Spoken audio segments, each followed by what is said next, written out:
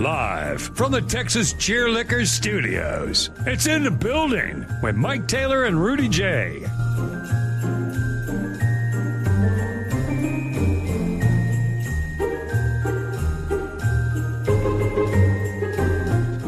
Well, it's the giving season. It is the holiday season, and the people have given us things this year. They've given us D-bags. What up, everybody? D-bags of which to vote for. Can you hear me? Am I good? Am I good for you, Rudy? Can you hear me good? Am I good? Yeah, you're good. Rudy can't hear you. Yeah. Oh, Rudy can't hear me, but I'm good, Bouquet. Okay, good. It is the giving season. What I do? And the people have given us a bunch of D-bags of which to vote for. And we have the national semifinals on our hands today. It is the second of our final four matchups in the 2025 In the Building Bagtastic Voyage D-Bag of the Year tournament of 2K25. Today, we have the second matchup, the 3 seed versus the 15 seed, who was a late entry, and had he decided to bail on Ole Miss 2 months ago, he would have had a higher than a 15 seed. This is Lane Kiffin, who will take on Elon Musk today. So it is Austin's own Elon versus Lane Kiffin, the LSU head coach, as his other team gets ready to play in the playoffs this week without him. Rudy, who do you think is a bigger D-bag? Elon Musk. Elon may be an asshole and a womanizer and weird and quirky, but I don't think he's a bigger douche than Lane. Lane got douchebag tendencies. You know what I mean? Like, and I'm not even just talking about him taking that job. I would have took that job too. I'm just talking about overall behavior and some of the stuff he says and some of the stuff he tweets. A little bit more douchey than Elon. Again, you can not like Elon because whatever reason, but douche, I don't know if I see him enough for him to call him a douche. I mean, I might, you know what I mean? I'm whatever. But I would think Lane's the bigger douche if I'm sticking to the letter of the definition. Agree, which is why I don't vote. But if I did, I ain't voting. I would vote for Lane. The winner of this matchup will advance to take on Aaron Rodgers Monday in the national. He kind of kicked Jordan Hudson's ass. He did. He's kicked everybody's ass. Aaron Rodgers is probably the favorite going into Monday. Yeah, he's going to be tough to beat. He's got momentum. You know, I think Aaron's going to be tough to beat, whether it's Elon or Lane. All right, so vote on there. It's up there today in the chat. Speaking of the chat, if you'd like to donate to us via the Super Chat, you certainly may do so. You can become a member of this thing for only $4.99 a month, as low as anyway, and get all of our members-only material. Want to make a quick announcement about the coming year. So beginning in January, not this coming week, next week we're going to do a show on Friday. And we're going to do a show the following Friday on New Year's, the day after New Year's, right? What day is that? Yes, okay, New Year's January Day 2nd. Thursday, yeah. The second Friday of January. Some of y'all are going to get pissed by this. So what's that? That would be the 9th, January 9th. Okay, start January 9th. Right, which is why I'm telling you now, to get everybody up to speed. Fridays are going to become members-only days starting in January on the 9th. We want to reward our members as much as we can. We have a pretty good amount of very loyal members, and they do pay. It's not much a month, but they pay something. You know, you want to get a bang for your buck. And we are recommitting to our members, as we should, in 2K26 by deeming all Friday shows starting January the 9th members only. That is the only way you'll be able to watch In the Building on Fridays. And you have to be a member. And it's very easy. You go to the YouTube page and you click on join and follow the trail. It's not very long. It's easy. If I could figure it out, anybody can. No shit. All right. So welcome Me too. Here. It is In the Building. It's show 468, I want to say, under our watch already from the Texas Cheerlicker Studios today. Yes. Does not emanate from Southtown 101, but we still are on Pub Sports Radio. We're on Anthem TV. We are emanating today from our respective homes. Here's what a good dude I am. Nina's son is in town, and he's working remotely. And he's been using my desk all week, and I have no problem with that. I don't normally use that desk unless I'm doing a show. And he has all of his stuff set up in there. And I'm not going to kick this kid out after working at that desk all week so I can do our Friday show today from home. So I'm in my bedroom. Right behind me is my And you just fixed it all.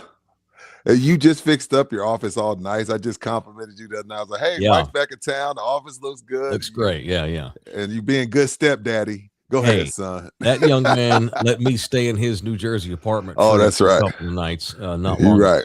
So that young man has bought me so much wine through his company in the last 2 years. Yeah. The least I can do is let him use my desk. Now, next week, when he's still here, probably gonna kick him out. But I might let him use it to keep it rolling.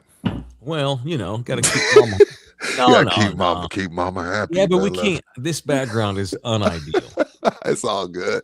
Or I'm gonna go get some artwork and stick it up on my bedroom wall. So that's where I'm at. I'm on my bedroom today, right there. See that? Can you see the bed at all?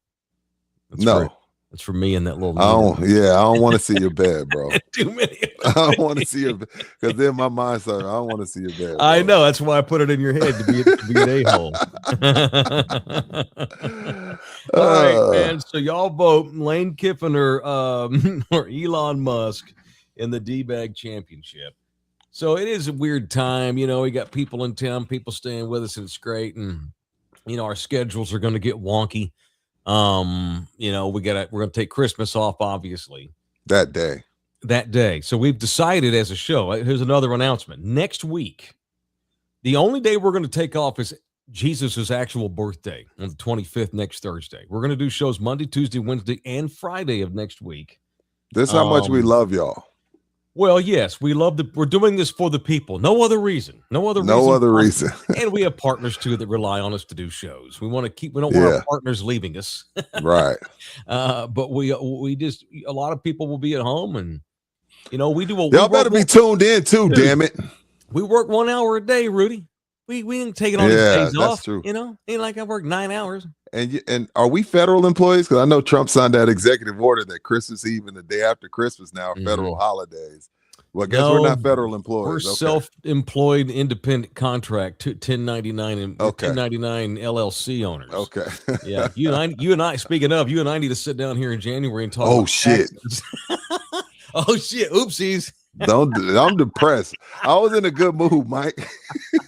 Love you hard. I was going. We're gonna owe Trump. He ain't giving us no days off. We're gonna owe his ass money here in a little while. We need to start finding some receipts. We'll have that talk. So anyway, it's just a cool time. It's and I've been acting like I don't like Christmas and stuff, but it is nice to have just hear from family, to have weird off days and big giant playoff. We got a big playoff game tonight in college football. We got NFL playoffs around the corner, so it's a really cool time in sports. Anyway, so and a lot of different Christmas shows are on TV right now. I've bitched about all the radio stations running Christmas music for 2 months, but now you're starting to see Christmas movies on all the networks, which is fine. Oh, yeah. So I came home yesterday from the show, and so Nina's son's in there, and he just got the TV on in the background while he's working. He's got his little headphones on, but there was a movie on, and I'm like, oh, yeah, I remember this movie. Okay. And I just sat down. It is not even a grown-ups movie. It's really for kids. I sat down for a minute, Rudy, and I swear to God, 45 minutes go by. I'm like, oh, my God, what am I doing? I need to get back to my day and get on with my chores. You ever seen the movie The Santa Claus with Tim Allen? Hell yes. And Judge Reinhold, who plays the stepdad? Hell yeah, I love it. I haven't seen that movie in years. I took my oldest two to see it when they were little and when it was at the movies. I've always loved Tim Allen too because of Tool Time. What an underrated Christmas movie The Santa Claus is. I love that movie. I had to make myself stop watching it yesterday. Because he kind of something happened and he started slowly turning into him, right? Am I remembering it right? Right. So Santa Claus got killed at his house. Fell off the roof. And so whenever Santa Claus dies off or retires, they have to give it off to the next person. Okay. and it was Tim Allen's house, and his character, Scott Calvin, his name happened to be SC already, and his initials anyway, he somehow, because he messes with the suit, all that magic goes to him, and now he's obligated to be Santa Claus. And so his ex-wife and her husband all think he's nuts because he's turning into Santa Claus, and he's this real grinchy, kind of cynical a-hole, and then he has to become Santa Claus, which he does not want to do. But then by the end of the movie, he's like, he's the best Santa Claus ever, and they almost take his son away from him because they think he's crazy when he really is turning into Santa Claus. Anyway, just what a damn good movie. It was good. Take my eyes off of it. It was. What's your favorite Christmas movie? Do you have one? Probably Goodfellas. Goodfellas. Okay. Yeah. Okay. I mean, the best scene of the movie is Christmas. They just pulled off the heist. Okay. And people start walking in with pink Cadillacs and fur coats and tennis bracelets. It's an underrated Christmas movie because people don't realize it's a Christmas movie. So probably Goodfellas. But if I'm just going traditional Christmas, gosh, I'm probably gonna go. Is it Friday After Next? Okay, so you don't have Christmas movies. You have. Obviously, I love Home Alone. I love Christmas Story. Yeah. But when you say underrated, that's different. Because my favorites are classics, so they're not underrated. Does that make sense? Yeah. Underrated means this. Like Santa Claus is underrated because it's not one that often. Like I haven't even heard anybody ever bring that up when we start talking Christmas movies. So to me, that qualifies as underrated. It sounds like you have some movies that you just traditionally watch on Christmas, right? Like Goodfellas did not come out in December, I don't think. It came out. I don't think so. I don't remember when it came out. Good question. I don't think it came out. It's not. Yes, there's a Christmas scene in there. Oh yeah, that's true. Maybe it's not a Christmas movie. The famous Lufthansa heist where they robbed the German airplane. But that doesn't. I don't think that makes it qualify as a Christmas. That's fair. But that scene is hilarious, though. That scene's fun. Underrated is a tough one because again, that has to mean that most people don't watch it. Like Santa Claus, that's a good one. I think that's a mic drop. It is a good one. That was a great movie. Ruben's in here. Yes, Samuel L. Jackson's character gets capped in the back of the head by Joe Pesci. And it was on Christmas. It was on Christmas. See what I'm saying? I'm not here to debate what is and what ain't a Christmas movie. That's a tired debate. But his character screwed up. He didn't burn the dump truck. No, he went partying with his girl and left the truck. And he comes to the door in his tighty whities. I'm like, what are we doing? He's asleep. Joe Pesci just shoots him in the back of the freaking head. Blood goes everywhere, and Carbone's in there warming up coffee. Still want the coffee? No, I don't want the fucking coffee. Let's go. What the fuck's wrong with you? Yeah, that was a pretty good. Thank you. I've never been able to look at Joe Pesci the same. It's funny to see Joe Pesci playing the goofball. He's typecast. Robert in Home Alone. He was in Home Alone. Yeah, well, that's what's funny. It's like Nina she'd never seen Goodfellas, so she knows Joe Pesci as dipshit home burglar. I'm like, babe, you don't have no idea. When I see this man, all I see is Tommy from Goodfellas, and I get scared because he plays the biggest psychopathic, sociopathic murderer that you could ever have, where even the mafia is scared of him. Even in Casino. Yeah, that character's great too. Yeah. Golly. Yes, the Wet Bandits. Very good. Ruben. Which one was Christmas Vacation? Was that Chevy? Chevy Chase. That's a good one. That's a good underrated one, Raul. Yes, definitely highly underrated as well. Yep. I love Chevy. Now that I think about it, I loved me some Chevy Chase movies. To me, he was like Vince Vaughn or Will Ferrell before those guys. I think he crawled so they could walk. Mm-hmm. Oh yeah, absolutely. Chevy. Yeah. I love Chevy Chase. Now he's no one likes to work with him because he's such an asshole. Oh, he's an asshole. Okay. Yeah, I don't care. He makes good movies. Yeah. I still listen to R. Kelly and I still watch Chevy Chase movies. Sorry, Chevy, didn't mean to compare you to R. Kelly, but yeah, damn. All right, it is in the building. Jump into the chat. Make sure you vote today. It's the Final Four. Elon Musk is taking on Lane Kiffin. The winner will go to the World Championship game on Monday to take on Aaron Rodgers, who has already solidified his place in the championship game. And 21 for Life added Joe Pesci because that was solid. Was it? I could do better. So, it's funny. We were in New Jersey the other day. Yeah. And Nina's never seen Goodfellas. I'm like, babe, I need you to watch The Sopranos. At least I need you to watch Goodfellas and The Sopranos, because so many of those scenes take place right there where we were near the Jersey swamps. And it's like, good point. Everywhere, because as we're riding around, I'm like, oh my God, this looks like a scene I saw in Sopranos, or this is like, that famous scene in Goodfellas where they're in the restaurant, which is one of the best movie scenes of all time. Do I amuse you? Yeah, great. Funny? You think I'm funny? That whole story is talking about, I was pulling this job in Sea Caucus, right? Yeah. And he got tired, so he decided to take a nap, and that's when the cops show up. What are you doing? Remember, that's how the whole story got going. Sea Caucus is right next door to Hoboken, where Nina's son lives. And so I'm seeing these Sea Caucus signs. I'm like, holy shit, there's the swamps.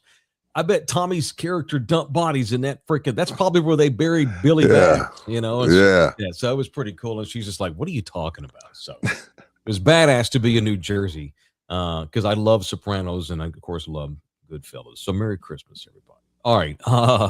Show brought to you in part by Jay Ribaldo. My man, Jay Ribaldo.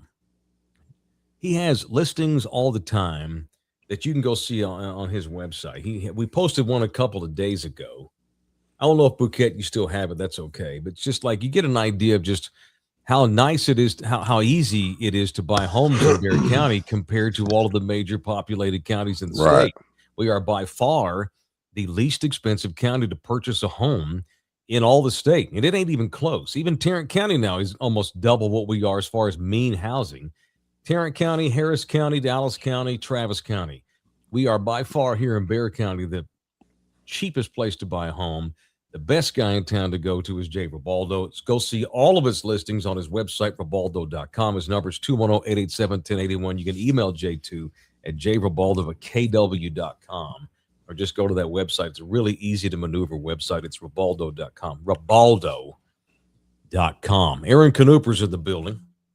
He donated money, so it's guaranteed we read his chat. Give me Jimmy Stewart in It's a Wonderful Life. Remember, George, no man is a failure who has friends. That is the famous line from the angel Clarence at the end of the movie when George gets saved and does not kill himself and avoids going to prison because Clarence, his guardian angel, saves his life. Greg Questanuela, what's up, Greg, with his daily 99-cent contribution. Chris Silva with his $1 contribution. It's the holidays. I'll take it. Good times, man. Outstanding. All right. Dak Prescott must listen to our show. Who doesn't? I know, right? All right. I'm pulling up a quote for you. All right. This is one day after you on this podcast wondered whether or not Dak should skip the game Sunday if the Eagles win Saturday. Because if the Eagles win Saturday, and who do they play? The Commanders or the Giants? The Commanders. The Commanders. If the Eagles beat the Commanders tomorrow, then Dallas is eliminated from the postseason. So a logical question is, should we just sit Dak until next season? Well, Dak got asked about that. Either he listens or John Machota listened, the guy who covers the Cowboys for the Dallas Morning News. John. Good job. Good dude. He asked Dak point blank, if you guys were eliminated Saturday night, are there any thoughts that you might go ahead and just take a knee, at this stage of your career, at your age, with all of the injuries you had? Here's the quote. I absolutely want to play in the next 3 games, regardless. Being a professional, this is my job. This is what I love to do. Sitting out last year and the times before, you don't take this game for granted. You play every game to win. You play every game with a chance to go to the playoffs and play in the Super Bowl. Unfortunately, that's not always the case. If that's not the case, when we take the field or whatever it may be, I'm thankful for the opportunity to play this game, and I'm not going to ever pass it up. Dak, and I don't think the coaches would tell him you can't play. Dak, I respect that. I respect that. You go 40, 50 million a year. I respect that. But this is also a business. And I've also have a lot of money in you that I can't get out from under of if you were to get hurt in meaningless football games. So I respect Dak for saying that. So I think Dak's just letting it be known. If I don't play, it was not my decision. Because Dak is a company man. And if Shotty and Jerry and Steven pull him in the office and say, hey man, it's just we don't think it's smart. He's gonna play, okay, I'm not playing. But he put it out there like, hey, if I don't play, it ain't on me. But to me, it just doesn't make much sense with this violent as a game we play. And then you're playing a team Sunday that's fighting for playoff lives, and things could happen. Now, the Giants and Commanders, there's really no reason for him to go out there and play against those practice squad players that are trying to prove something and trying to stay on a roster. But I respect Dak's position. Highly, highly respect. In a world where we watch NBA players sit, 2-3 times a month, or we watch Wemby be 100% and be on a pitch count, I respect it. I was going to segue into this. Speaking of pitch counts, so I got to thinking about this last night. The Spurs are beating the shit out of the Wizards, and Wemby came off the bench again. And you and I have talked about how we haven't even really seen the Spurs play all together one time all year because they finally have a full healthy roster. Knock on wood. Knock on wood. He's not playing his normal minutes. They have not played one game this season in which they had all hands on deck and Wemby wasn't coming off the bench. We still have not seen the Spurs. That's crazy. Full effort yet, which is crazy. And yet they're 19-7. Go ahead, Mike. So you mentioned the NBA and load management. And granted, they play a shit ton more games in the NBA. I mean, based on Wemby's injury history, which is a lot. 3 years of injuries. Maybe the Spurs should consider keeping him on a minutes restriction. And I'm only going to say this because the Spurs are good without him. They're not great without him, but they're okay. They're good without him. They need him. Dude, I almost wonder if they should keep Wemby on a minutes restriction until April. I'm not kidding. What? So because right now he's at about 20. Last night he played 17 because they were blowing him out. But so where you want him at, 30 or less? Yeah, man. I don't want that dude playing no double overtimes, 44 minutes. He has not shown the ability to be available more than 3 months in a row. He's not. Has he played 3 straight months of a season yet? Has he played 2 straight months of a season yet?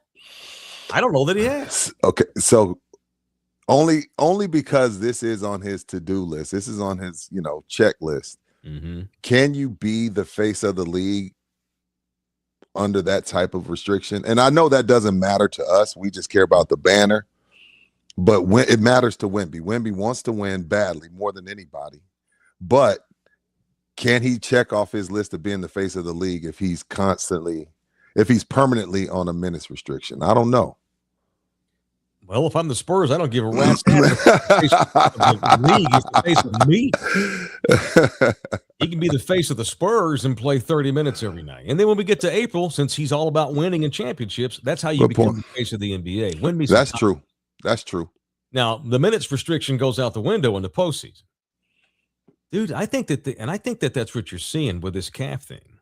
He's been healthy for 3 weeks. He could have played 3 weeks ago. If the playoffs were 3 weeks ago, his ass would have been out. Yeah. And I know there's this weird thing with calves and Achilles tendons and stuff, and God forbid that ever happened to him, and they were going to be uber cautious with him. He could have a sore throat, and they're going to make him miss 6 games. Sure. They're already being uberly cautious with him. Damn, man. He does not have durability. You always say best availability is what? Best ability is availability. Yeah, absolutely. Right. Yeah. So, damn. And that was my whole thing the entire time when the whole city came for me, and the whole city was right.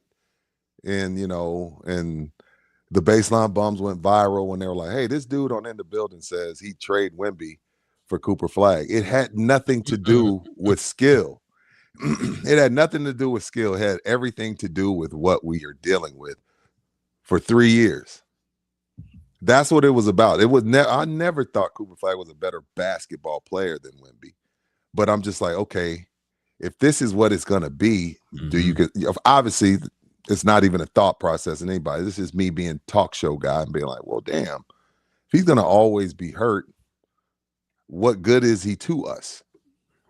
Well, he's still really good when he's out there, and the impact he makes is ridiculous. The numbers he put up last night in 17 minutes are crazy. It's crazy. They need him badly. I'm not saying you sit him 3 times a week. I'm just saying you don't let him play more than 30 minutes. Or let me say this. You do everything you can to get him out of the game. Once he starts starting again, hell, he may start tonight in Atlanta. I have no idea. Once he gets back to the starting rotation, I immediately start looking at a way to sit him for the rest of the night, or at least sit him for the second and the third quarters as much as I can and save him for winning time in the fourth. They're good already without him. They have the same record without him than they had with him when he got hurt this last time. Dylan Harper's emergence is one of the reasons why I think that this is giving the Spurs an opportunity to be extra cautious with Wemby.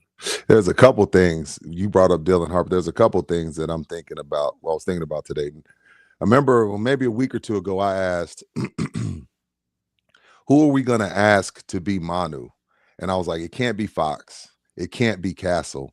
It may be Dylan Harper. And when you can get 24 off the bench, maybe Harper is my Manu for this team, because you get to come on and you get to just be free.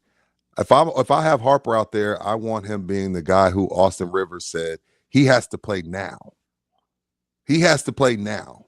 I need him to be there. I want him to be out there and be free. I don't want him to be out there worried about getting Castle the ball and letting Fox bring it up sometimes. And the second thing, I was like, let me look where the Spurs were December 19th last season. December 19th, today, last season, the Spurs were 14-13. Right now, they're 19-7. So they're 6 games better already, and they haven't even had Wemby. So I'm just bringing your point full circle. Yeah. As far as like, well, hell, if we're 6 games better, why push them? There's no need to. Why push them? Again, they have the same record without him than they do with him. Now, that doesn't mean that he's not valuable. That just means no schedule. But they've got kids and they've got Fox who can toe the line, keep the thing in the center lane while he's out. And if you can play that well when he's out, you ought to be able to still win games with him when he's not out and he's on a minutes restriction, they have. Right. With the way they play team defense, I think 8 minutes a quarter should be enough. I'll give you 32 minutes.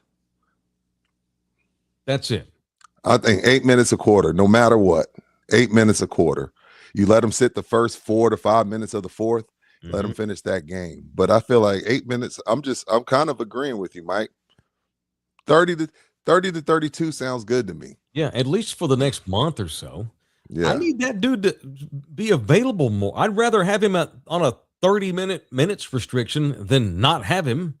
Yes. And they've gone without him since he got here. Preach. And I'm getting my other guys quality experience. Yeah, having Wemby's like they almost have like the Spurs have 2 cars.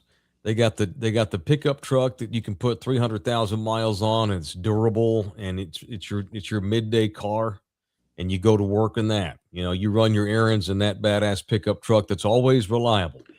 And the pickup truck is everybody on that team except Wemby. You know, it's like Dylan Harper, De'Aaron Fox, Keldon Johnson, Devin Vassell. These are Steph Castle. That's your pickup truck. But you got this badass European rare car that you export. Supercar. It's a supercar. Wemby's one of those cars is only one of one. It is not a car that you can be running errands in on a Tuesday or going to work every day. This is Saturday, top down, cruising to the lake, show off car. Wemby is a sports car. He is not Tim Duncan.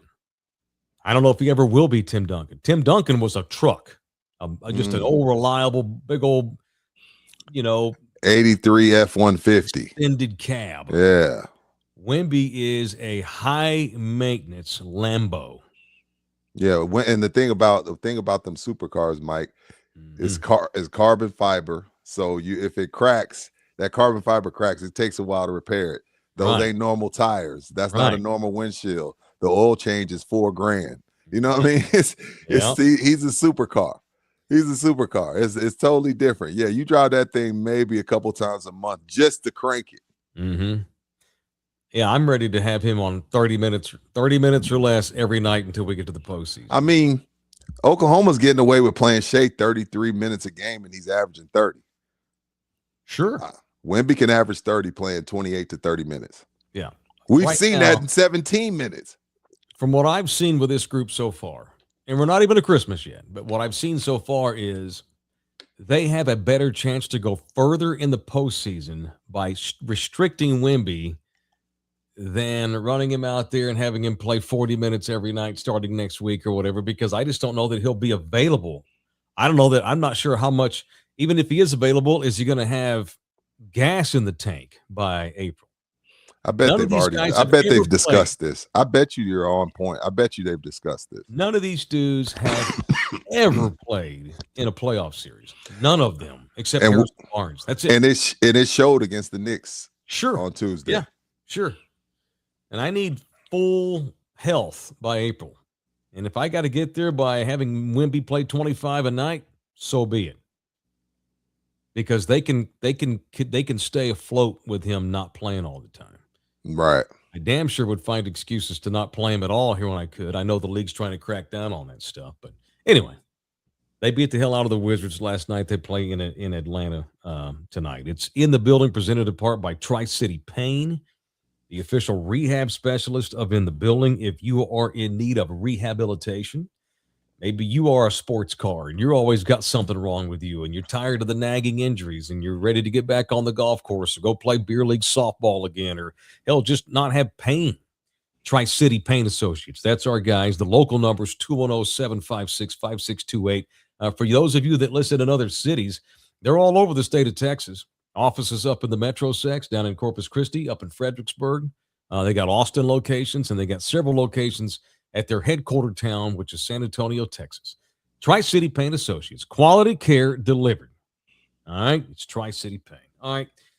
Interesting developments in college football. Well, it's funny this time of year with college football. I'm so excited for all the playoff games, but the rest of college football catches fire this time of the year. I don't mean in a good way. I mean, it's a dumpster fire. For every year, it's like, oh, badass, the playoffs start. We have Oklahoma, Alabama tonight. Geeked up for the postseason. Got 2 Texas teams in the bracket this year. Super stoked, blah, blah, blah. And the rest of the college football landscape is an effing dumpster fire.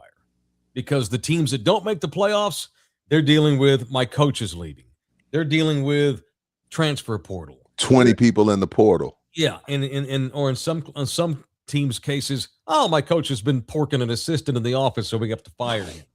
If you don't make the playoffs, your season's the rest of this time of year is a complete dumpster fire in college football. It's ridiculous. It's ridiculous. Major changes at Texas yesterday. As the Longhorns get ready to play in the Citrus Bowl, Steve Sarkisian fires Pete Kwiatkowski. I didn't see that coming. I guess sometimes you can get fired not because you did a bad job, Mike, but because they feel like there's a better option. And that's what I feel like. I feel like that's what this is. If Muschamp hasn't lost his fastball, I feel like in Sark's mind, it's like, hey, Pete, we love you. When we were struggling offensively, you kept this boat from sinking. You did a good job, but I feel like Muschamp could do a great job. So I don't think he lost his job because he was bad. It's just, okay, I think I have a better option, that can happen. And it sucks for Pete, but it can happen, and we saw it happen. The cutthroat world of college football. Yes. You know, Texas did make the playoffs, and so somebody tend to take the fall. And I don't know that, like, I have no idea what happened. Like, Muschamp all of a sudden was available, so it's like, well, hell, I mean, if he's available and he wants to come back to Austin, where he used to live and work, we'll just tell Pete, hey, dude, hey, it's not you, it's us. But we found that girl at work, 10 years younger. She got a big old set. She does things that you won't do. I mean, that's a horrible analogy, but I think you know what I'm saying. Yeah. A better looking girl came along, which is horrible. Pete Kwiatkowski has saved Sark's ass a lot in the last 3 years. The Texas Longhorns are a team that has gone to the national semifinals the last 2 years before this one because they had an elite defense.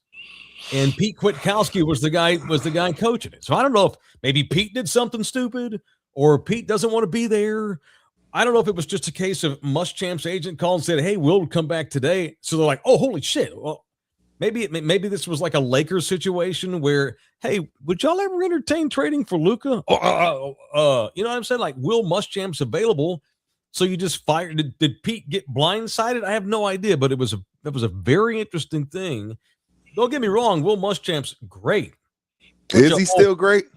Well, he has been. Yeah, I think he's still great at calling defense. And with the talent he's going to have in Austin, they ought to have. And defense this year did fall off a bit because they lost a bunch of kids, but I don't think that was Pete's fault. But he's gone, and Will Muschamp, the former coach in waiting behind Mac Brown, has returned to the 48. I know. I'm like, is he back to get what UT owes him? Because he was waiting on Mac, and Mac was just like, nope. He's like, Will's like, you know what? I'm going to South Carolina. Yeah, I'm not going to keep waiting around on Mac Brown. Maybe maybe he's back to get what he's owed. Well, and maybe Sark doesn't want to be the head coach more than a couple of more years or something. Although I don't think Will would put himself in that scenario. You know, Muschamp's now 15 years older. He probably has resigned. He's accepting of the fact that, I can go be a head coach at Boise or something, but I like the SEC, and I'm just going to be a defensive coordinator. I'm cool with that. You know, there's a hell of a lot worse lives to have than being a lifetime badass defensive coordinator. He's always, as long as he's healthy, he's always going to have jobs to coach your defense. And he is elite. He was anyway, and he has been for a long, long time. And he's back on the 40 acres. And I didn't even look. Is he going to? I guess is Pete going to call defense in the bowl game or not? Oh, I wouldn't. I wouldn't either. You don't want. I wouldn't. Let Will Muschamp do it. I'm not. Go get your new hotness. Let her come. I wouldn't. I'd be sending out resumes. I ain't got time to coach this team. Dude, college football, again, if you don't make the playoffs, the whole scene's goofball. Even if you're good enough to go to a bowl, half your guys don't want to play.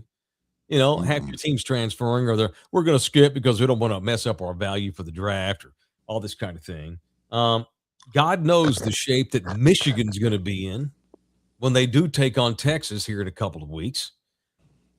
Michigan has launched they've hired this outside firm from Chicago to do a thorough inside-out investigation of the football department.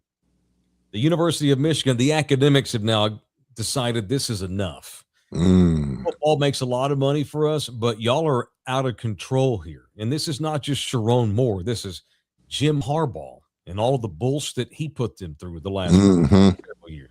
Connor Stallion, the assistant. Who's that? The idiot who was going to other Big Ten games and filming the other teams. Matt Weiss, who got popped earlier in the year. He had all these, he was the dude that had those rogue social media accounts, sending DMs to chicks in the admin office. He had all these different websites he was going to, using the company laptops to do so. He had cameras filming girls. Michigan's a moral cesspool. It's Sodom and Gomorrah in Ann Arbor. And so Michigan now has to figure out what is going on with our culture, because it's not like it's the same guy. Every year and now it's our second head coach that we've had to fire and he wasn't even cheating. He's just cheating on his old lady. He's morals because he's violating morals. Paul. Doubling people's salaries. Right. To keep their mouths shut and all this kind of thing. Meanwhile, Ohio University fired their coach, Brian Smith, for alcohol and other drug violations, ... Mass reports have come out. He was banging some young girl that worked in the admin office. I think it was a student. May have been. He told Sharon Moore, "Hey, hold my beer, playa. I'm gonna. Not only do I have a young honey in the office, I'm giving her booze. I'm buying Zimas for the co-eds." Now, Red Raider Nation can tell. Red Raider Nation can tell you better than me, Mike. But maybe they just at the wrong time, because I have sources that Kingsbury did damage on the Red Raider campus. Now I don't know if it's true. I'm not saying it's true. I'm not saying that it's true. But I heard Kingsbury had some fun at Red Raider Nation. Well, I can't. Hey, I've said I heard that. I didn't say that's true. Well, Coach Bro, he has been smart enough to be a single man all of these years. Now that's true too. I think as long as you're a single man, you can do whatever you want in your own private time. Now, you can break the law. No, if you're a college campus, you legal. Right. If you're a single man and you're banging the AD's wife, they're probably not going to let that stand. But if you're dating a girl in the admin office, it's probably frowned upon, but I don't think they can fire you for it. Coach Bro's he's been smart enough to stay single all these years, and good on him. He's like Derek Jeter. Yeah. I'm not going to I'm going to wait till I'm going to get all this out of my system. And I'll get married when I'm out of coaching. I remember I'd never been more jealous of him. Remember when they did the remote COVID draft and he's sitting in his bachelor pad? Yeah, man. Freaking 100-foot windows. I'm like, freaking Kingsbury's a dude. He's a dude. He is a dude. What else? The college football dumpster fire. Right. What else? One day after we find out Jeff Traylor's losing another 20 kids from a roster in which he's already lost 10. Now he's lost 30. Joe Willie, his best recruiter, Joe Willie Price, yesterday announced he was leaving the program to go to Kentucky to go recruit for Kentucky, who just hired Will Stein. Two guys who have learned this business under Jeff have now gone to the SEC and left Jeff hanging. Can I say, am I allowed to say I hope Will Stein goes 0-12? Hey, he has to win too. He has to do what is best for him. Jeff Traylor's best recruiter is a guy named Joe Price. And Joe got poached by Will. So if I'm counting correctly, UTSA, by the time they line up for their bowl game, they will have lost 30 rotation players from their roster. Is it up to 30? Because he lost 10 in the offseason in the spring, and he's lost 10 or 11 more these last 2 weeks, and said he anticipates to lose 9 to 10 more before the bowl game. So by the time UTSA takes the field, he's lost his best recruiter and up to 30 rotation players over money. And as I've wondered this season, why does Jeff Traylor continue to do this? For this team, for this university. And I tweeted this yesterday. Jeff just really must love living in San Antonio and he just must really love the job, that school, because it's got to be frustrating. I can't imagine how you stay motivated and love your job when these are 5-6 years you spend with these kids, recruiting them, bringing them in, developing them, getting to know them, getting to know their families, coaching them, only for them to bail on you over money. Same thing with the coaches. Jeff's had 5 offensive coordinators, I think, in the 6-7 years he's been at UTSA because they can't pay any of them to stay. Why on earth would Jeff Traylor continue to go to work? He's got a shit ton of money. I don't understand. He must just love living in San Antonio, because at this point, if I'm Jeff Traylor and I do want to eventually coach on a Power 4 level, I might consider going back and becoming an offensive coordinator and a recruiter somewhere else myself. I might call Will Stein and say, "Hey, man, I'll come be your OC and I'll recruit the shit out of the state of Texas for Kentucky," because Jeff's never going to. I don't know that Jeff's going to get a Power 4 job doing this. If he wants to go somewhere else at some point and be a Power 4 coach, he needs to leave right now and go be an OC somewhere and a recruiter and come up a different way, because you cannot become an SEC coach coaching at UTSA, or it doesn't look that way anyway, or else Jeff would have left already. Very unfortunate. And it sucks because it stings more when you were loyal.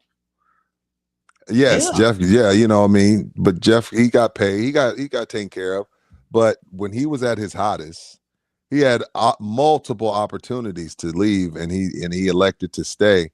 And Yeah, then I know. now everybody's bailing on you. It stings more when you showed your loyalty, or when you recruited a kid that couldn't get recruited, that wasn't being recruited, or a kid that walked on from Reagan becomes a stud, and then he's like, "Hey, man, I'm jumping in the portal." Like, dude, nobody even called your house. I can't get you to stay for a little less. Yeah. So it stings a bit more when you stay. They need to stop. They're overdeveloping at UTSA. Stop making everybody so good because they become valuable and they leave and go get better jobs. It's like UTSA's become a AA program. Our job is to develop kids, then go on to the next level. And if Jeff's at peace with that, that's fine. I just don't know. I could not be.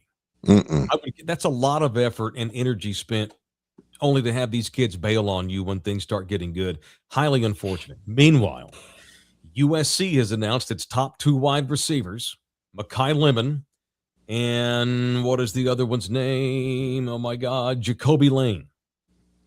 Their top 2 wide receivers are skipping the Alamo Bowl because they're entering the draft. And, oh, by the way, TCU starting quarterback Josh Hoover announced yesterday, yeah, I'm going to the portal. I'll be skipping the Alamo Bowl. I mean, my God. All the juice from the Alamo Bowl just got sucked out. So the Frogs got to run a backup quarterback out there, and USC's got no wide receivers. Bro, that's Colorado last year. All their stars played in the game. Even Travis Hunter. Even Travis Hunter, the Heisman Trophy winner.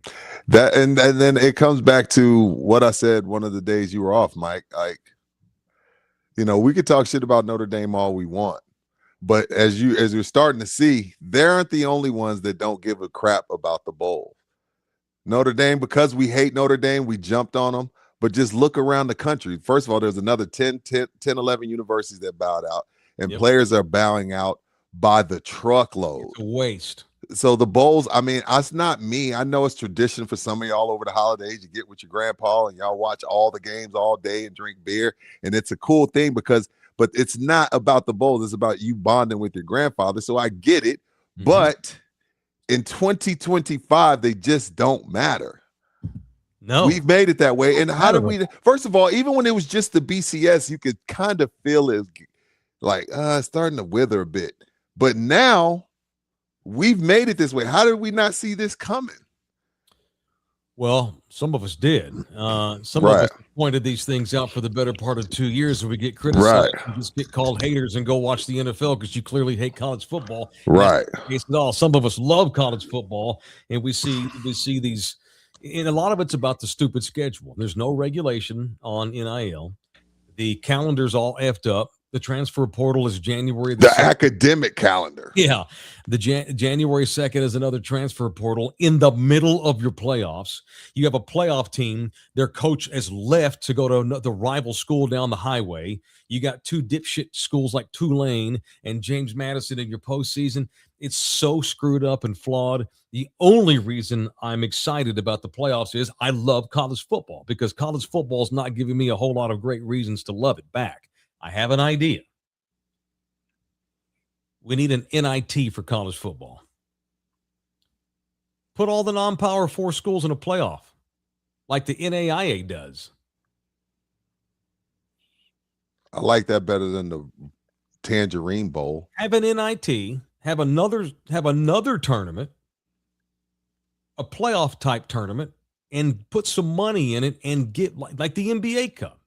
Pay teams that go to the championship of the college football NIT. Now, I know you're not going to be nearly as interested in that as the big boy playoffs, but it saves your bowls. Have these bowls turn into playoff games, but like a different playoff tier. Like we're mixing English Premier League soccer with the NBA Cup and the lower level college, because like Montana State wins the whatever Division II championship every year. Like Division II and III, they have long ass playoff brackets. Let's do that with some of these schools that don't make the playoffs, like an NIT type thing, and pay the kids out of a pot. Have the Alamo Bowl this year. We're going to have the first round of the NIT playoff tournament, and some of the money that the Alamo Bowl generates, we give to the winning team. and they distribute it to the kids. You're still going to have kids skip because they want to go to the NFL. You're still going to have some kids want to leave and go to the portal. Oh, by the way, don't have the portal this time of the fucking year. And another thing, Mike, is it sucks for, and I know it's crazy to say this because it feels like they're winning at everything. But first of all, let's be clear about one thing. Not everybody gets NIL. All right. Not everybody's getting paid to play. If let's say I'm playing for Ole Miss and the coach that recruited me is gone, but Georgia has called me and said, hey, you jump in the portal, we might have something for you. Mm-hmm. Now, you're that kid that's in the playoff, the games that actually matter. Are you going to jump in the portal? So some of the kids that maybe, or maybe there's a kid from Oregon that Cody Campbell wants to throw some money at, like, hey, man, it might be some money for you. But that kid has to decide, okay, do I jump in the portal and I have to miss the playoff? Yeah. You know what I mean? Like, you're not, 9 times out of 10, you're not going to do that. So there's another whole eliminate the portal this time. Eliminate the portal, man. It screws everybody. It's ridiculous. It screws everybody. I guarantee you, Josh Hoover got offered a shit ton of money to go somewhere else, so he's entering the portal. He's been in college football 4 years. Oh, by the way, Josh Hoover's not even that awesome. I know he leads the country in all these stats. He wasn't no Heisman candidate. Josh Hoover is a stat monster for a mediocre TCU team that is lucky to even be good enough to play in the Alamo Bowl this year. So I'm not that upset that Josh Hoover's leaving, but it sucks when you have a whole season with a guy, and the week before your bowl game, the guy bails. I don't blame him. He got offered money, clearly, which tells me there's also a shit ton of, and just like Jeff Traylor's bitched about, it's one thing to have a portal and you decide to get into it, but it's another thing when these kids are obviously being called up tampering by agents and coaches. Clearly, Josh Hoover, some coach got a hold of him through a third party probably. Hey, you jump into the portal, we're going to snag you for $250K. We can't say anything, just get into the portal. That's bullshit. Yes. Hoover had no choice. Found out. None. Oh, wow. So, like, Ole Miss would like you to transfer there. They can't say that out loud, but once you jump into the portal and we got $250K waiting on you, you're going to do it, even if it shits on TV. Doing it. Sucks. These kids don't like having to do this. They're not like these ruthless assholes. To hell with UTSA. These kids have a hard time telling Jeff Traylor, hey, man, I'm leaving, coach. They don't like doing that, but they have to. And Jeff understands that. It's just, like I said, if you're not in the playoffs, the rest of the college football landscape this time of the year, it just really sucks. It's a dumpster fire. It's awful. We were talking about this yesterday. You and me and Orlando Kell. We had a text thread going. Why on earth would you want to be a big-time college football coach in today's world? The shit that they all have to put up with. You saw Nick Saban and Harbaugh were like, it's a different world. I'm not doing it. I heard, Darren Woodson told the story on the pivot. Like, they wanted me to talk to CeeDee Lamb. And he was like, CeeDee Lamb makes $35 million a year. What can I tell him? He goes, and it's all the way down. You know what I mean? Like, there's like, when a guy like Nick Saban knows he has no more control because of the money and because of NIL, where there's some definitely, like, it can work, but we got to have some hardcore rule changes. And the NCAA knows it, and they just sit on their hands. It's annoying. Being a college football head coach requires a very rare kind of person. In college right now? Yeah. On a big-time level, you need to be a workaholic, don't give a shit about anything other than this job. You're going to get crapped on left and right by your own players. You've got 1 million people in your ear now because of NIL and money and endorsements and this kind of thing. You almost have to be a narcissist like Lane Kiffin to thrive and just want to be a head coach in college. Coaching in the NFL is cush by comparison. Yeah. I guarantee you, Brian Schottenheimer has a hell of a lot better life than Lane Kiffin. But Lane's nuts enough where he likes that world. But if you want to have any sort of regular life, why on earth would you want to put up with that bullshit? You get a lot of money. It's a bunch of hazard pay because the job sucks. Sucks.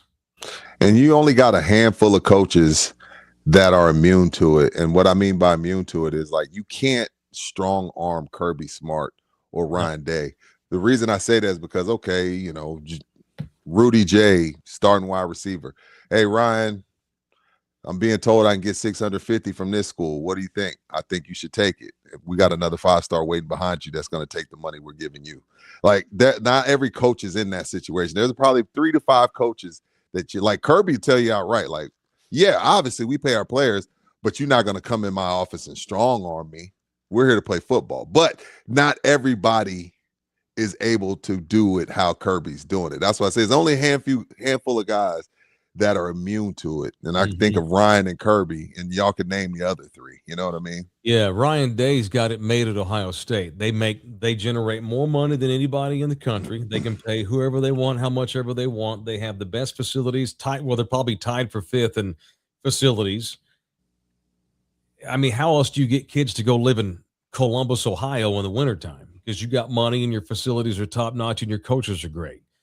He's got one of the best jobs in the country. It's a giant corporation, Ohio State football. He probably has 100 people on his staff that do all these things for him to make his life easier. Right. By the way, when he lost to Michigan last year, they were having death threats and people putting signs and shit in the front yard. He almost had to move. The guy with the cushest job still had death threats last year. Good point. So you're not, even Ryan Day deals with the craziness of college football on that kind of a level. Throw in all of the other bullshit. Who wants to be Sonny Dykes? Who wants to be, I mean, God dang, you have to be weird to be a head coach on the major level. Now there's exceptions, but in general terms, who wants to put up with that shit? Steve Sarkisian, he has been miserable all season. Miserable.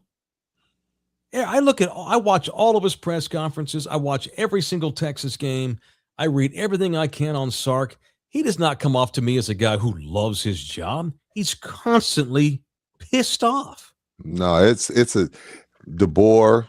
They wanted him fired after week 1. It's not sure. It's not the direct deposits are great and your wife and kids are happy, but your day-to-day life sucks. Yeah, and if Bama gets their ass kicked tonight in Norman, they're going to be DeBoer might be in Michigan. If he gets his ass kicked tonight, he may be in Michigan by Monday. By Monday. It's crazy. All right, it's in the building, presented in part by GC Roofing and Construction and Olympus Solar. So a lot of y'all are probably off this coming week, maybe a couple of weeks. It's wintertime. Maybe you've got some time off. This is when you've decided, all right, I need to get somebody to come look at my roof. I think I might need a new roof. I need to know, which is why you may be called GC Services Roofing. And while you do that, it's like, well, summer will be here before you know it. Wintertime only lasts 2 months. It's going to be hot again soon. Let's look into solar. And GC Services works in conjunction very often with Olympus Solar, Electric and Solar LLC, the official solar company with their cool logo with Zeus. They will come in and save you money on your electric bill. It is Olympus Solar. They work in conjunction very often with the official roofing company. The greatness that is GC Services Roofing and Construction and Olympus Solar here on In the Building. All right. Let's see if I can get Puka Nakua's last couple of days. Let me see. Give me a second here.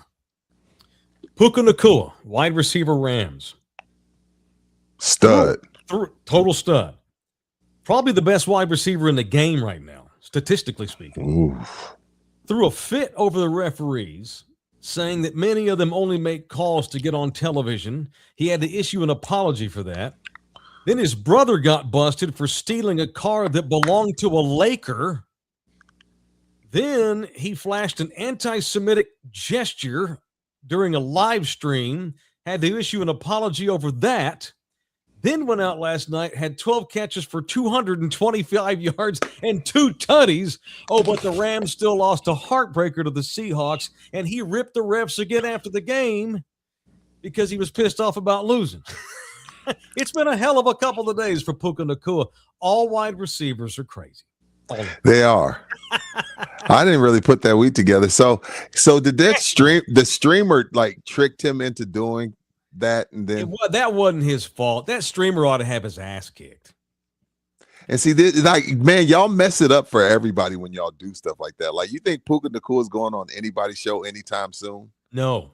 He had no idea what he was doing, and I give him a pass over that. It didn't help. It didn't help the last couple of days where he's bitching about refs. His brother gets popped. Who was the Laker that the car? Whose car was it? I don't know. It was some spare. Bouquet, do you know? Y'all help us out in the chat. Yeah, it was some end of the bench type dude with the Lakers. So his brother and some other dumbass, they go steal a car.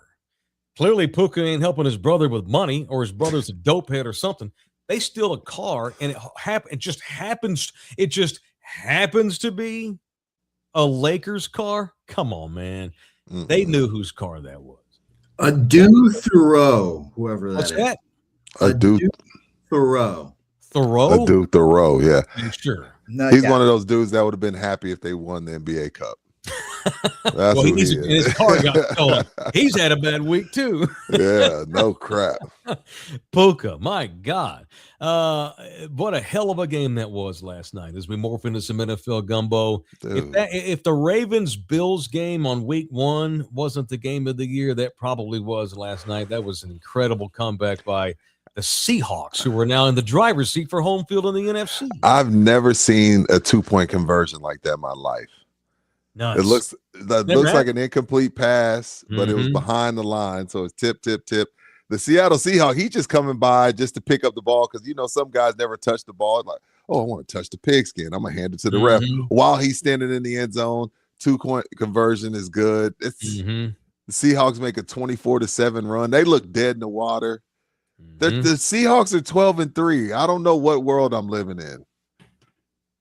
Sam Darnold's had 2 of the greatest regular seasons I've seen in a long time. If they go 14-3, his record the last 2 years in the regular season will be 28-6. That's pretty good.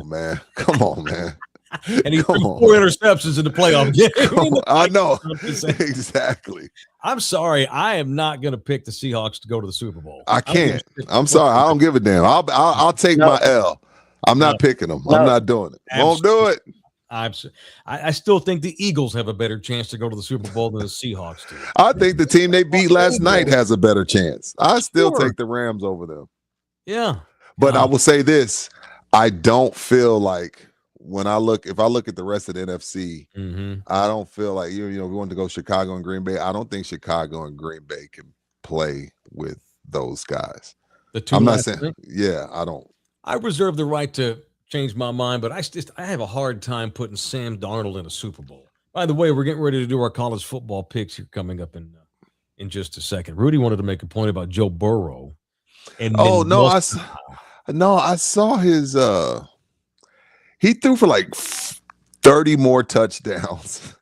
I'm talking about his Heisman year.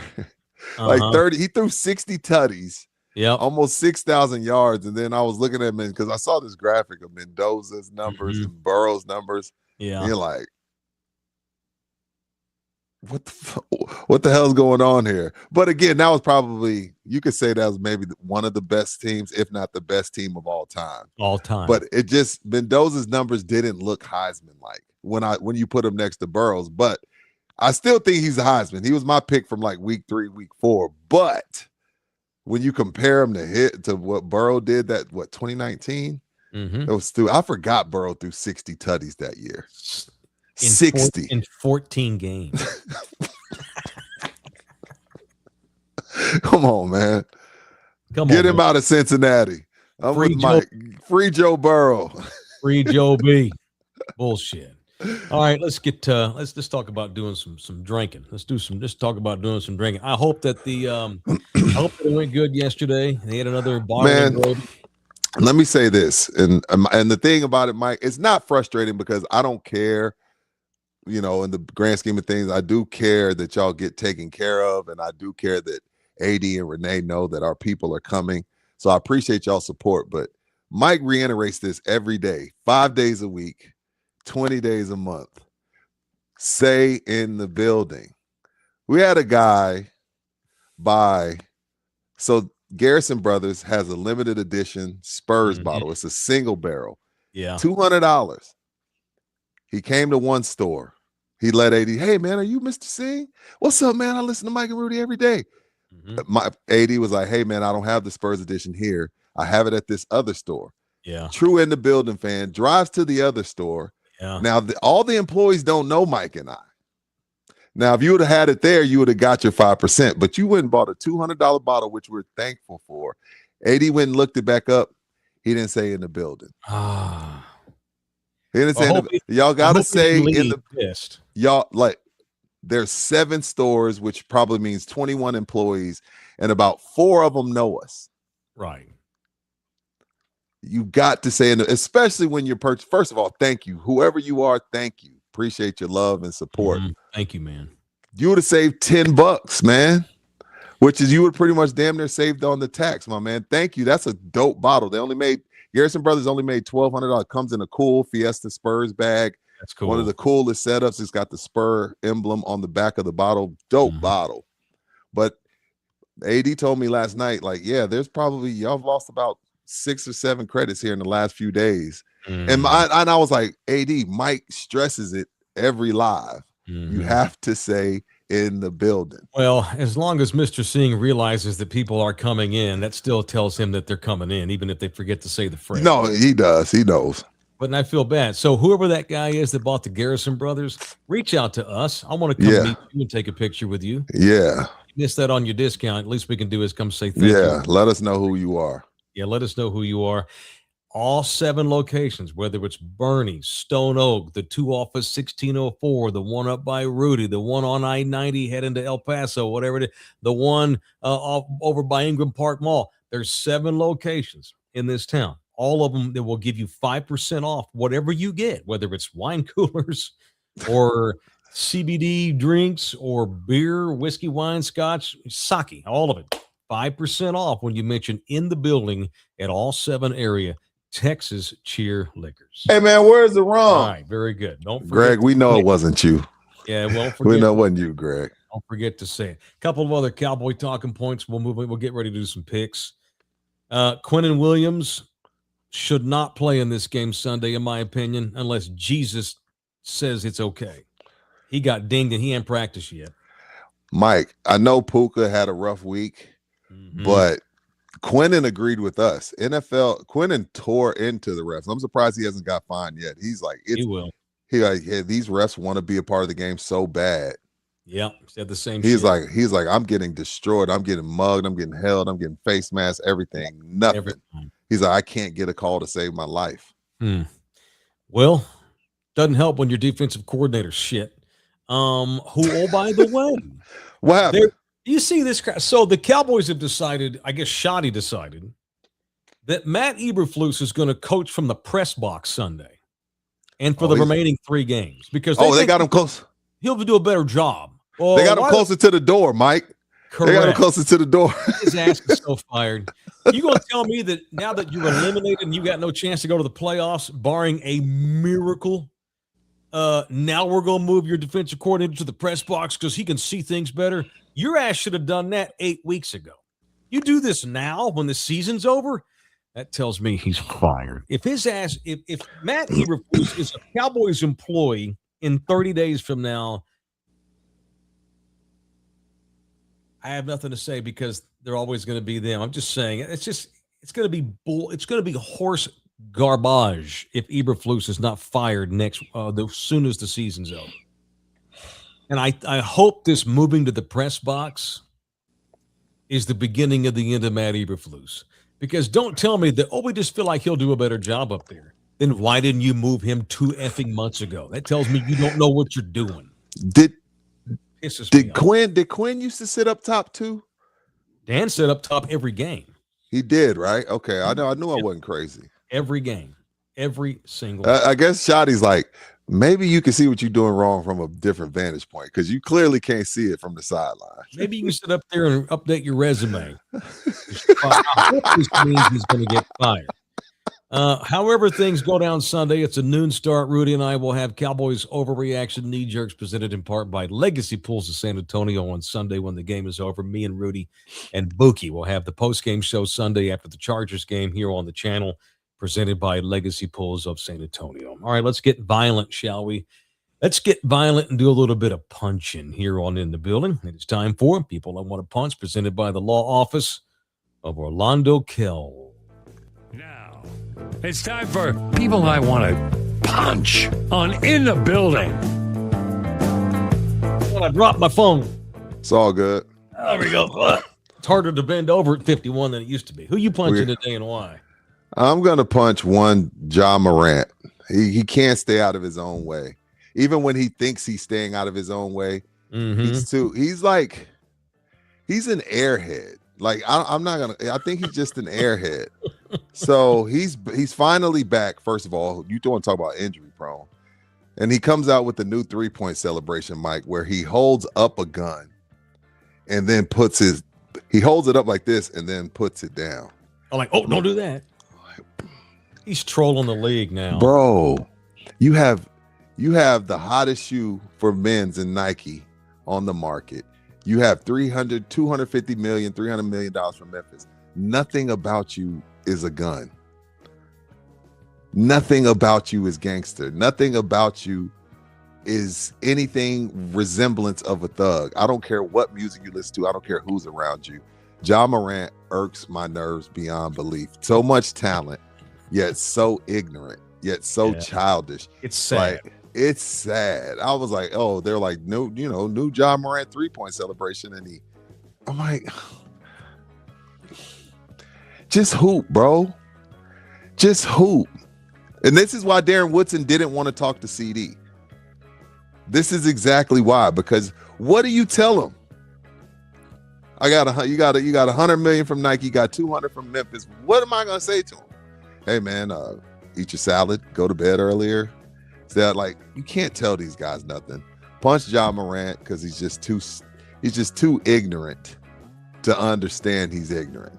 He's a dumbass. I guess on my nerves. Like he's got to come up with his celebrations because he damn sure ain't ever done any winning in the NBA of note whatsoever. Punch Ja Morant. He's all stupid. Right. I want to punch a dipshit kid named Aiden Ross. That's the name of the streamer. Puka in trouble. He's been a weird streamer. Yeah. I know he is. That's who had Puka on. How are you going to have this dude on and you coax him into doing that anti-Jewish gesture as a touchdown celebration? Celebrations get these dudes in trouble. So do you know what the celebration is? I guess you know. No, I didn't see things. You take your fingers. This topic. I'm only doing this because I know what you mean. The topic. You do this bit like kind of the cash out symbol that Johnny did, but you do it in front of you. There's like this old meme from years and years ago that had this Jewish man holding his hands in front of him like, give me more money. The whole thing with Jewish people and finances and this kind of thing. Puka don't know what the hell he was doing. Just some 22-year-old kid from wherever the hell he's from, Provo, Utah, or whatever. He's just having a good time, trusting you on an off day, and you do this to him. F that asshole. F Aiden Ross. He knew what he was doing. Who's the anti-Semite here? It ain't Puka Nacua. It's Aiden Ross. He's definitely a racist piece of Punch shit. That asshole. All right. And the thing is, everybody wants to be on these streamers because it broadens your audience. When you got 1 million people watching you live, but it's all. This is the thing with these streamers, Mike, and anybody you're going with. It's almost like going to GNC for an athlete. GNC is just going to sell you the product.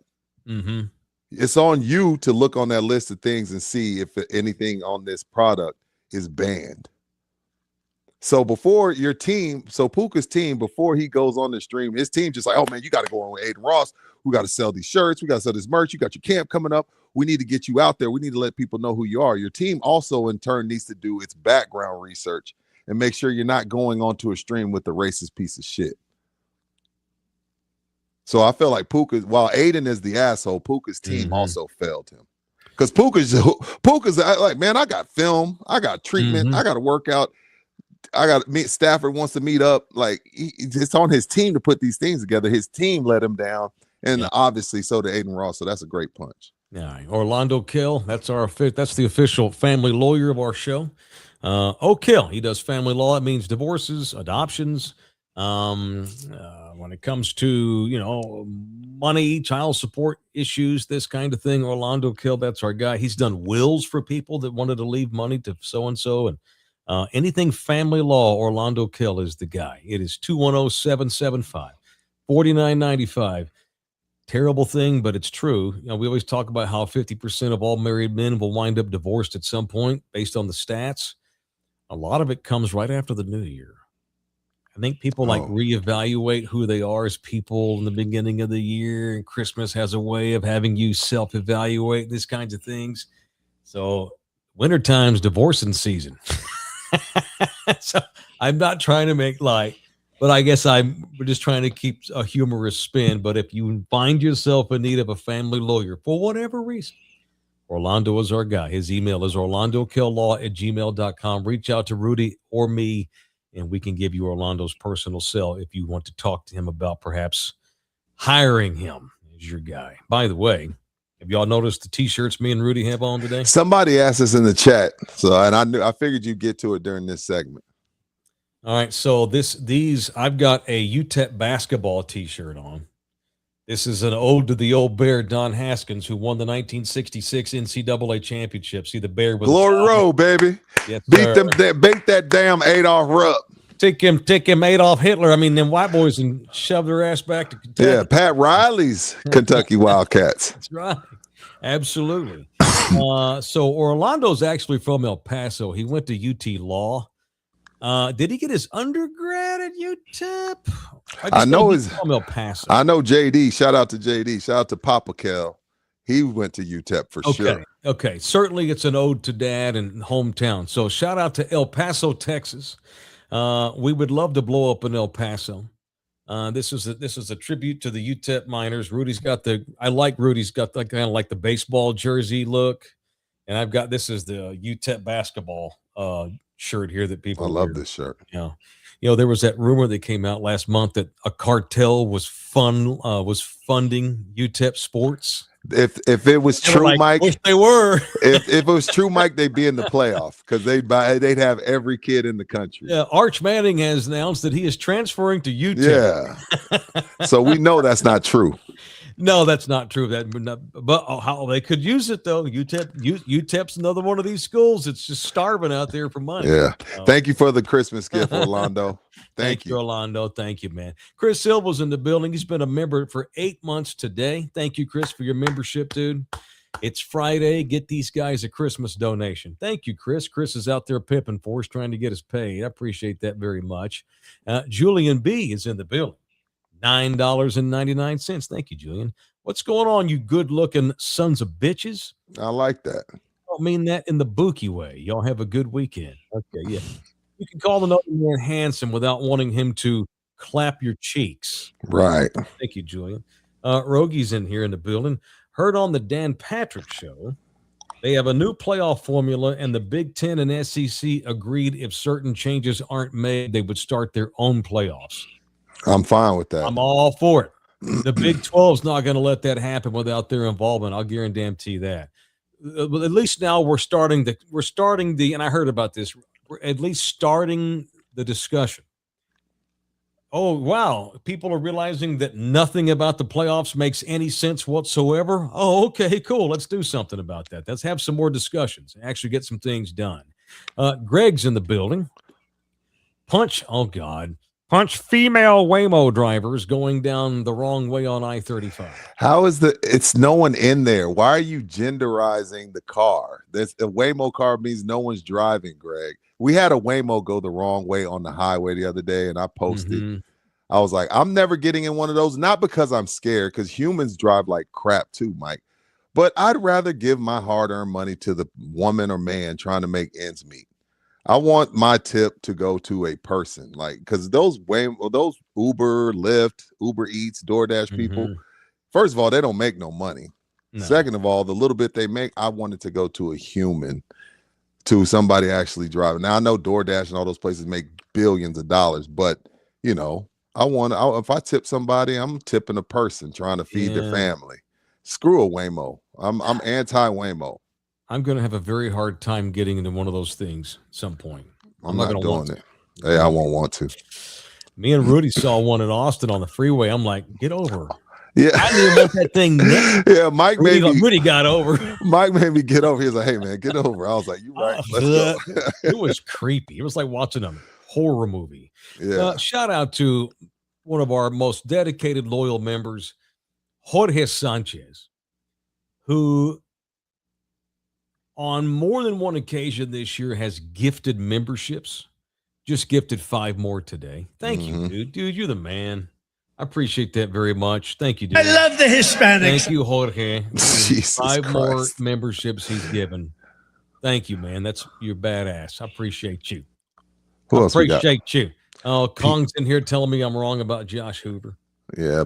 Pete Armenta, $2. Frye and George Rodriguez. George Rodriguez, $20. Merry Christmas. Listening, y'all. You, man. From start at Ticket 760, George Q Masters. Thank you. Let's see where Josh Hoover winds up going, Kongs. Let's see. Clearly, he already knows where he's going, or he wouldn't be dumping on TCU right now. I'm a little bit down on my Frogs. I think Sonny Dykes caught lightning in a bottle with Gary Patterson's players and went to the national championship, and we've been pretty mediocre suck-ass since. I need a younger guy, or I need somebody better, but not even necessarily younger. You just tell the truth, Mike. You want Jeff to have that. Of course, I would love Jeff Traylor to be the coach at TCU. And if Sonny don't stop winning games, we're never going to get rid of him. Never going to get him. Yeah. All right, let's do some picks. Bouquet's doing some double duty today, which is absolutely okay. Are you even available? No, okay, cool. Do you have the right bracket this time? Okay, Here we go. Okay, so we have the bracket. Is there any production value here? I'm going to write these down. This is our official picks here, man. We're going to pick the whole thing or just this weekend? Want to do the whole thing?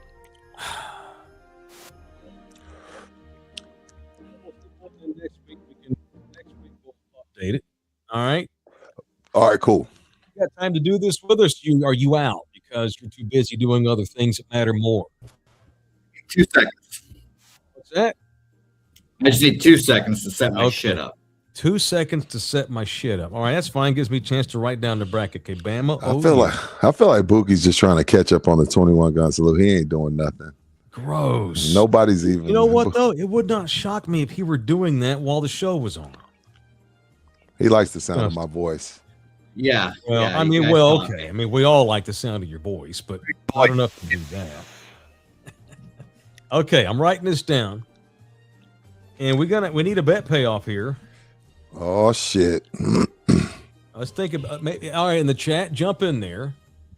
What do y'all think the bet payoff should be for one of the three of us who finishes third place in the national championship picks we're about to give? Jennifer's in here. Let's wish my JMU Dukes good luck tomorrow. Okay. Sorry, Jennifer. Dukes. Ducks. Jennifer, thank you for your loyal support. Thank you. We will respect JMU today. All right. But they're going to lose. Rudy, you're picking Oregon? Yes. Okay. Bouquet, are you picking Oregon? Are we doing ATS or are we going straight up? Because I remember you mentioned ATS. Let's do both. Look, let's just do straight up first. You think Oregon's going to win, right? Yeah, but I think JMU can cover 20.5. 20.5. Okay, hang on one second. So getting 20.5. So Buki, you're picking JMU? Against the spread, to cover. Yes. Okay, Rudy, you taking the 20? I think JMU covers.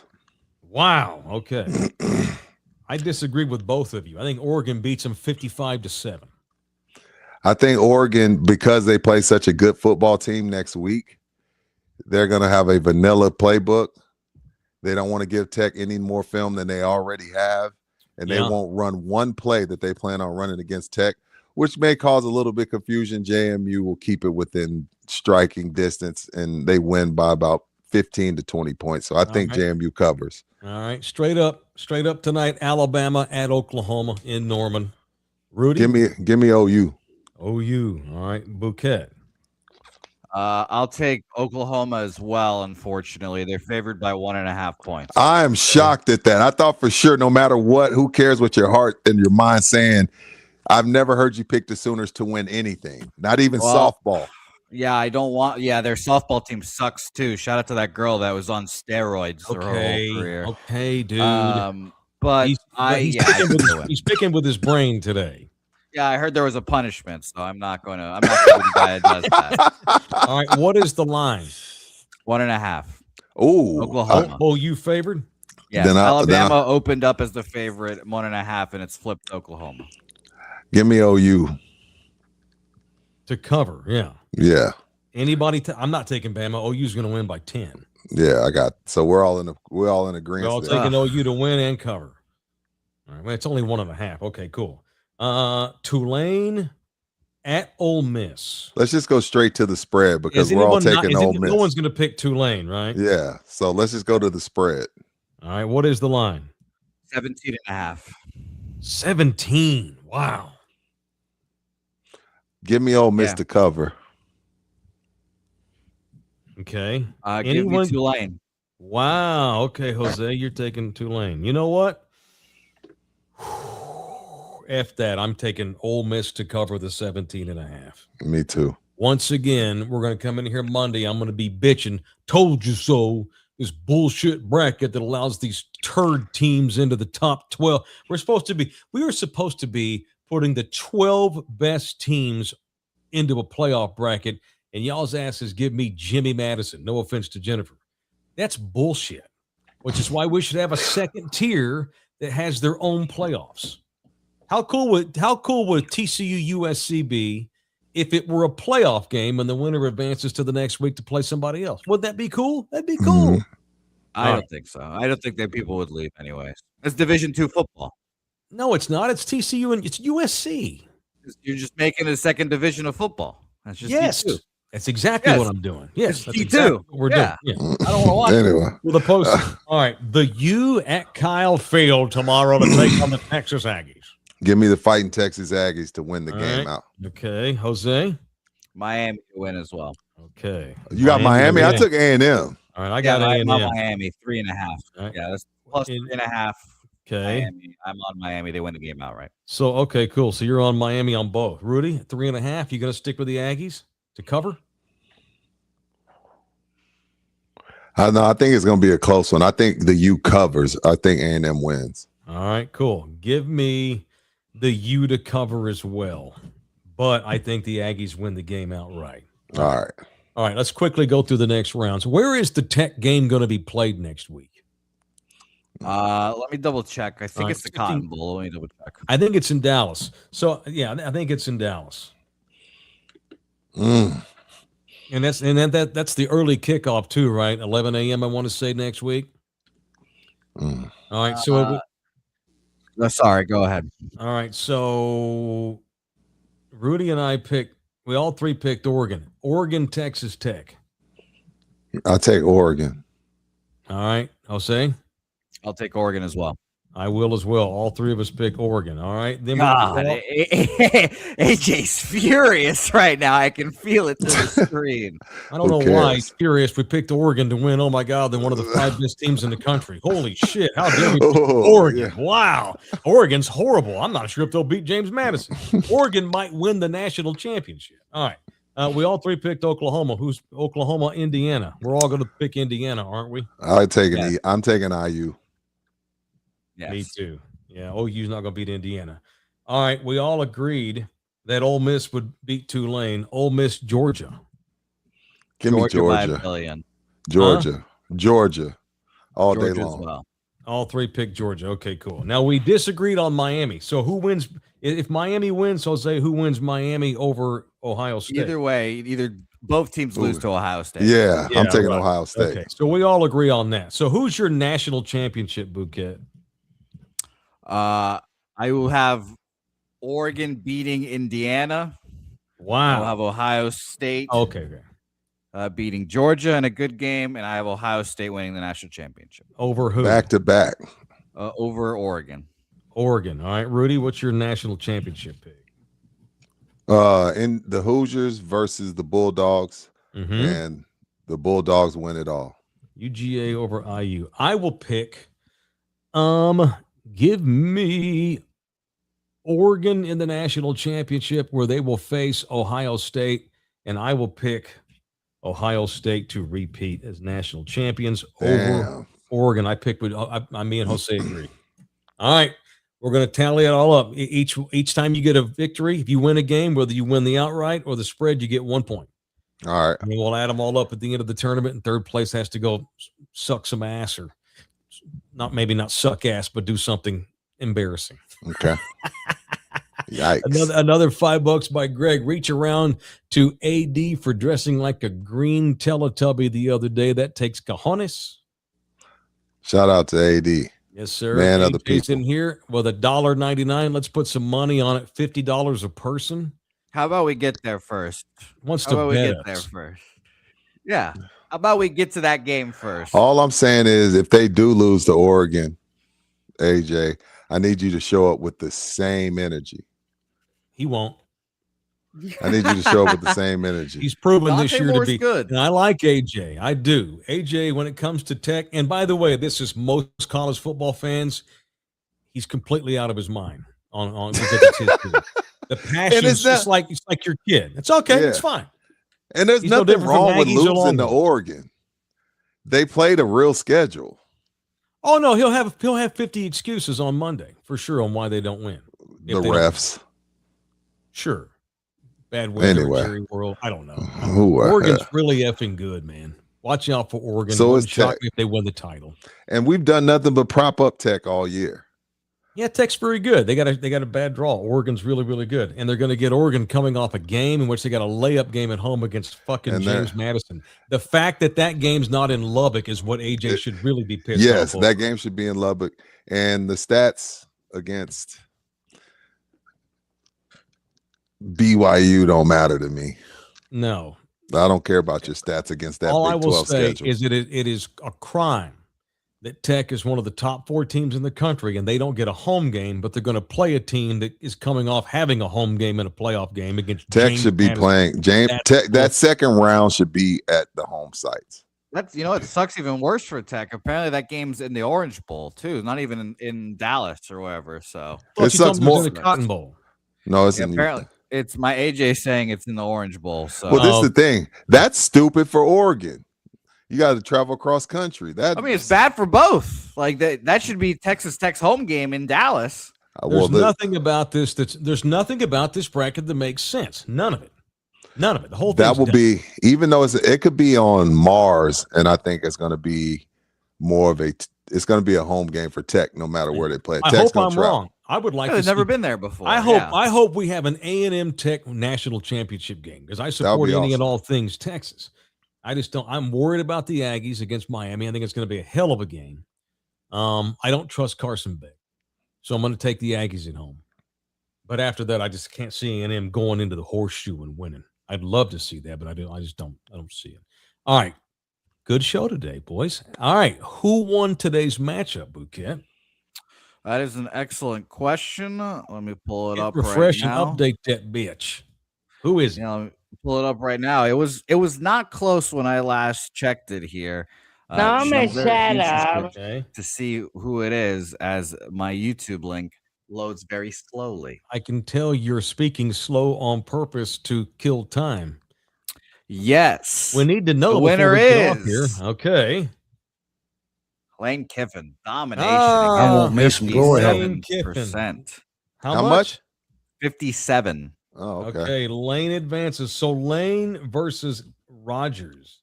That is a very good championship. That's a good championship, and they're both really douches. Yeah. All right. So y'all want to have a quick production meeting? Sure. Should I have the championship go on? Should I do a Twitter poll as well of that? Yeah, absolutely. Combine that with our live chat since it's the championship, or are we screwing up the format by changing the rules on the last day? Yeah. Well, how are you going to combine them? I'd make it a 24-hour Twitter poll. So say it's like 51-49. Total vote. No, you know what? That's asking me to do more than I want to. Yeah. We'll just keep it on the chat. We'll keep it in the chat. Listen to the show live. All right. Yeah. Also, the Ohio State game would be at Jerry World. Mm-hmm. Gotta sell those tickets. Yeah. So A&M, it'd be so cool to see A&M go into the horseshoe, but no, they don't get a home game for being one of the top 4 teams. that game actually gives the Aggies a better shot, obviously, because it's in Texas and they don't have to go to Columbus. But how cool would it be if those 4 teams that are got buys also got home games? It's dumb. The whole thing is stupid. Yeah. And I love college football, and it's the only thing that keeps my ass watching is because I love the games and I love the intrigue and I love the pageantry. But the people that run the thing, they don't know their own asses from a hole in the wall, and shame on all of them. That all being said, Boomer Sooner. Hope the Sooners beat Alabama's ass tonight. They got 85 kids on that roster from Texas, and I'm rooting for Oklahoma. All right, that's it. What are y'all doing this weekend? Football. Football. Yeah, we got post-game Sunday after Cowboys and Chargers. Cat, thanks, everybody, especially you members and those that donate cash, and everybody for watching this thing. Love y'all very hard. You're right, Guillermo. Taylor, don't be like the committee and change it. I won't. We'll keep it to the chat. All right. Go Miners. How's basketball looking? Shitty. Probably suck. Still rooting for them, though. Yeah. All right, we're done. Thanks, everybody. We'll see y'all back in here Sunday on the channel after Cowboys and Chargers here on Love You Hard TV. See y'all. We gotta keep on doing. You can